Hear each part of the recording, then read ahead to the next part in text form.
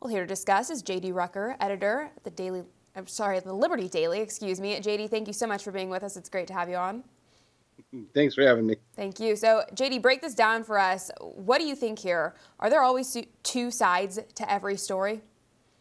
Well, you can always say there's two sides, but there are certain situations, as you very clearly laid out, where the clearly moral side is one side of this story. I mean, we are talking about innocent people who were doing nothing. Many of them were the one thing they were doing at the time, they were trying to cheerlead or fight for peace. So to say that that's the same thing as this, we can't do it. There, as you said, there were women who were kidnapped.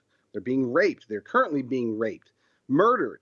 There are children that were murdered for no reason other than because they were in the wrong country, in the wrong place, at the wrong time. And it's not murder, it's terrorism. So we can look at this. We should be able to look at this as Americans or as anybody in the world and say that is wrong.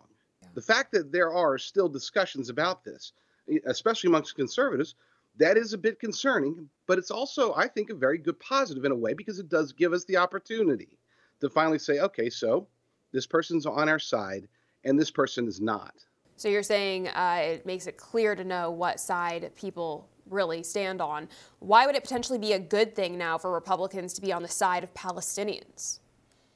I think for a long time we have, as a movement, as a conservative movement, a populist movement, America First movement, MAGA movement, whatever you want to call it.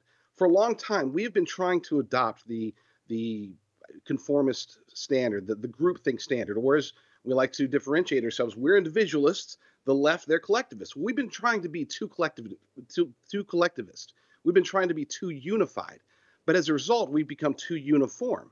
And that's a bad thing. We are individualists. We need to fight. We need to look at information and make our decisions as individuals. And that is our strength. We saw that in 2016. We did not have uniformity. In 2016, conservatives were torn. Even after the primaries, there were conservatives who were like, you got Glenn Beck, you got Mark Levin, you got a lot of these conservatives out there that were like, you know what, I don't want Trump. I still don't want Trump. I'm going to vote for Trump because I don't want Clinton, but I don't want him. But there was the debate going, and we won. Now, fast forward 4 years. Okay, I'm not going to talk about the accuracy of the election, but let's see what happened as far as within the movement. We had uniformity. We were united. Almost every Republican, every conservative, outside of the fringe never Trumpers, but for the most part, we said, you know what, we're going to get more votes this time than we did last time. But as a result, because we were uniform, we were complacent. We weren't making our own individual decisions, and we let what happened in 2020 actually happen. I am very much, I don't think that it's a good thing that we've got some of these conservatives out there that are siding with Nazis, that are siding with radical Islamic terrorists, that are siding with radical leftists in their appreciation or the flip side with Palestine. Yeah. I don't like that. But with that said, I think that it can be a positive thing if we use it to our advantage. Very interesting. And then you fast forward to now, the GOP seems as divided as ever. I mean, how does that friction aid us when we can't even get a speaker over the internal battle of Uniparty versus MAGA Party? We are, you framed it perfectly once again. This is Uniparty versus MAGA Party, or versus the Uniparty versus, we'll call it America First Party, just to be inclusive, right? This America First aspect, this America First side of the Republican Party is on the right side. Okay, you might say, oh, I don't like Matt Gaetz, but he's right.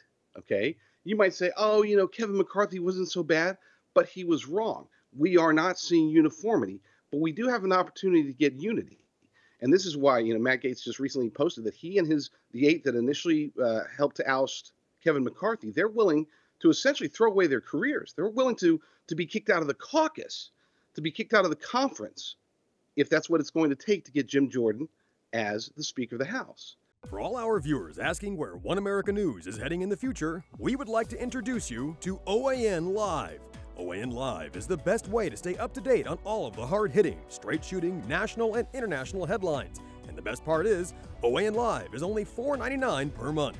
All the credible, honest, unbiased reporting One America News offers at a fraction of the cost of cable. Just go to OANN.com to easily sign up for OAN Live and stay informed.